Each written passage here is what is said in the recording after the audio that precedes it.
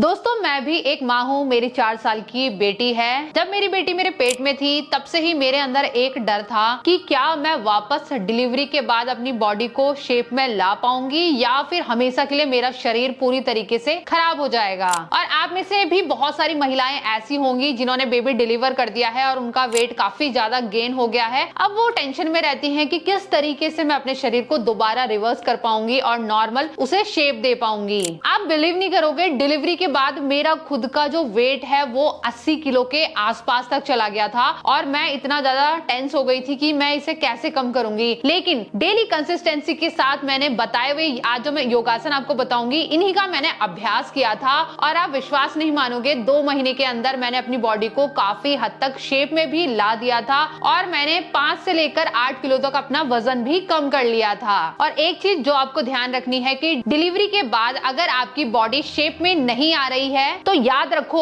आप लेजी नहीं हो, बल्कि आपकी जो बॉडी है वो रिकवरी फेज में है। दोस्तों बॉडी को वापस दोबारा शेप में लाने के लिए हमें कुछ और चीजों का भी ध्यान रखना पड़ता है। फर्स्ट आपको एक्सरसाइज तो करनी ही है, लेकिन इसके साथ आपको ध्यान रखना है कि आप अजवाइन का गुनगुना पानी डेली बेसिस पे जरूर पीजिए। इससे आपको वेट लॉस में बहुत हेल्प होगी। साथ में अपनी डाइट में प्रोटीन की मात्रा भी अच्छी बढ़ाकर रखनी है आपको। और मेन थिंग, आपको स्ट्रेस नहीं लेना है, क्योंकि स्ट्रेस एक ऐसी चीज है कि पोस्टपार्टम डिप्रेशन के दौरान आपका वेट गेन हो सकता है। और स्ट्रेस एक ऐसी चीज है जो आपको शारीरिक रूप से बहुत ही ज्यादा हार्म पहुंचाती है, इसलिए आपको इन छोटी छोटी चीजों का भी ध्यान रखना होगा। तो चलिए अब हम आते हैं फटाफट से इन सभी एक्सरसाइज की तरफ। और हाँ, अगर आपका सी सेक्शन हुआ है या फिर नॉर्मल डिलीवरी है तो ये सारे योगासन हर कोई महिला कर सकती है, बिल्कुल सेफ है और साथ में आप इनका डेली बेसिस पे अभ्यास शुरू कर दीजिए। सबसे पहले अभ्यास में हमारा आएगा कपालभाति प्राणायाम। कपालभाति प्राणायाम बेसिकली एक क्रिया है, तो ये हमारे पेट के चारों तरफ की चर्बी को गलाने में हेल्प करता है। साथ साथ में हमारे ब्रेन यानी कपाल में जितना भी स्ट्रेस है ना उसको रिफ्रेश करने में हेल्प करता है। तो चलिए पहले करते हैं हम कपालभाति का अभ्यास। अपने दोनों हाथों को इस तरीके से अपने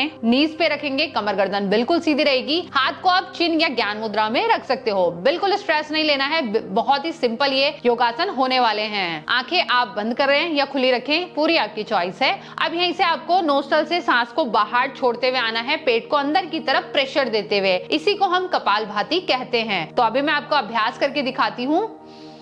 आपको सांस को झटके से बाहर की तरफ छोड़ना है, इस तरीके से आपको सांस को बाहर छोड़ते हुए आना है। अब इसे हम एक रिदम में करेंगे। आप नोटिस करेंगे जैसे ही सांस आपकी बाहर जा रही है पेट आपका अंदर की तरफ जाना चाहिए, यही इसका सही सीक्वेंस है। तो चलिए सामने की तरफ देखते हुए शुरू करेंगे अभ्यास।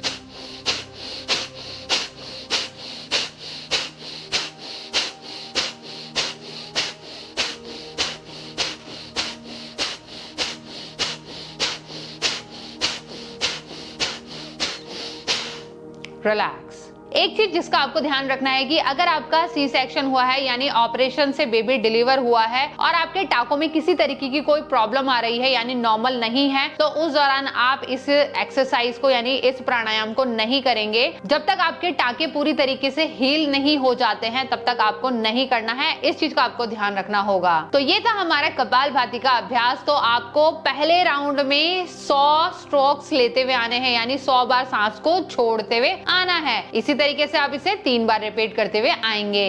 आते हैं दूसरे प्राणायाम की तरफ। तो अभ्यास का नाम है भस्त्रिका प्राणायाम। ये बहुत ही ज्यादा कमाल का प्राणायाम है। हमारे बॉडी के हेड टू टो सारे पार्ट में गर्माहट पैदा करता है, पूरी बॉडी में ऑक्सीजन लेवल को अच्छे से पहुंचाएगा और आप इतना रिफ्रेश फील करोगे ना। तो अभी मैं आपको अभ्यास बताती हूँ। इसमें बेसिकली आपको सांस लेते हुए दोनों हाथ को ऊपर लेके जाना है और सांस छोड़ते हुए हाथ को नीचे की तरफ लेकर आना है। तो इसको हम सिंपली इसी तरीके से फॉलो करेंगे। ध्यान रखेंगे जब आपका हाथ ऊपर जा रहा है उसी दौरान आपको नासिका से श्वास को लेना है, और जब आपका हाथ नीचे की तरफ आ रहा है उसी दौरान आपको नासिका से सांस को बाहर छोड़ देना है। बहुत ही सिंपल है। तो चलिए अब मैं आपको अभ्यास करके दिखाती हूँ। आप मेरे साथ साथ भी इसे कर सकते हैं। दोनों हाथ ऊपर, सांस लेते हुए और सांस छोड़ते हुए हाथ नीचे, बिल्कुल सिंपल है।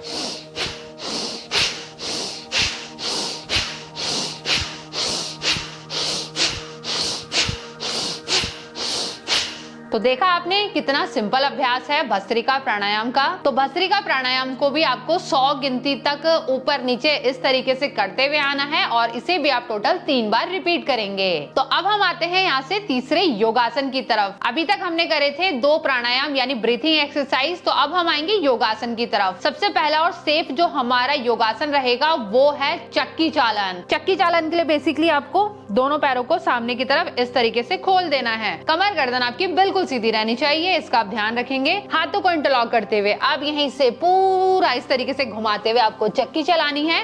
इससे आपका वेट लॉस होगा, बॉडी शेप में आएगी, आपको बहुत हेल्प मिलेगी। तो कंटिन्यू आपको इस तरीके से 20 गिनती तक करते हुए आना है। जैसे ही आपकी 20 गिनती हो जाए एंटी क्लॉक यानी उल्टे डायरेक्शन में आपको सेम फॉलो करना है इस तरीके से।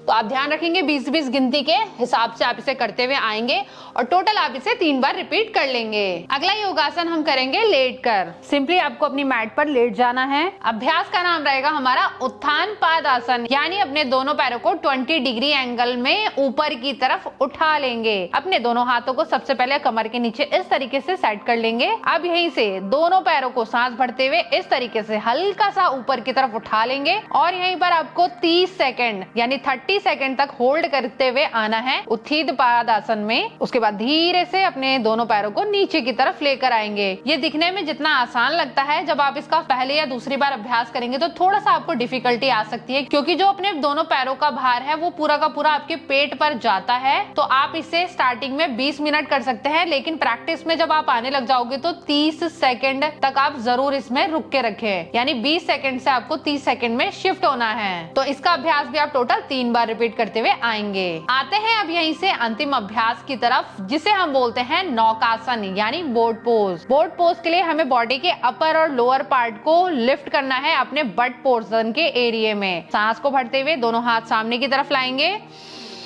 अब यहीं से बॉडी के ऊपर और नीचे वाले हिस्से को इस तरीके से उठा लेंगे और यहीं पर आपको 20 सेकंड तक बने रहना है।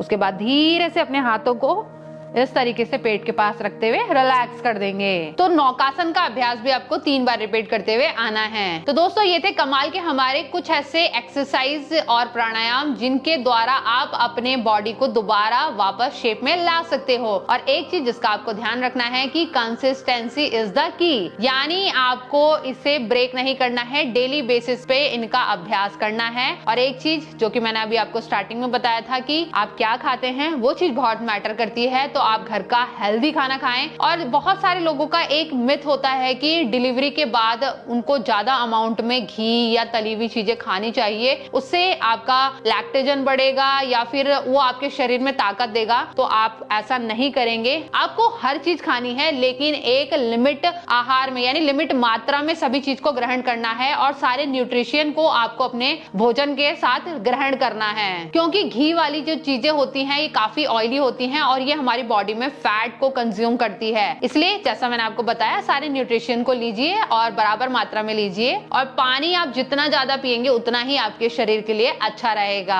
तो आज का ये वीडियो आप सभी को कैसा लगा कमेंट करके जरूर बताना। और ऐसे ही अपना प्यार और सपोर्ट अपने कमेंट्स के थ्रू हमको दिखाते रहा करो। बहुत पॉजिटिविटी और मोटिवेशन मिलता है। और अगर अभी तक आपने हमारे चैनल को सब्सक्राइब नहीं किया है तो फटाफट से सब्सक्राइब करके बेल आइकन को ऑल पर प्रेस कर देना, ताकि इसी तरीके के हेल्दी नोटिफिकेशंस आपको हमारी वीडियोस के थ्रू मिलते रहें। तो अभी के लिए नमस्कार, जल्दी मिलते हैं अगली वीडियो के साथ में।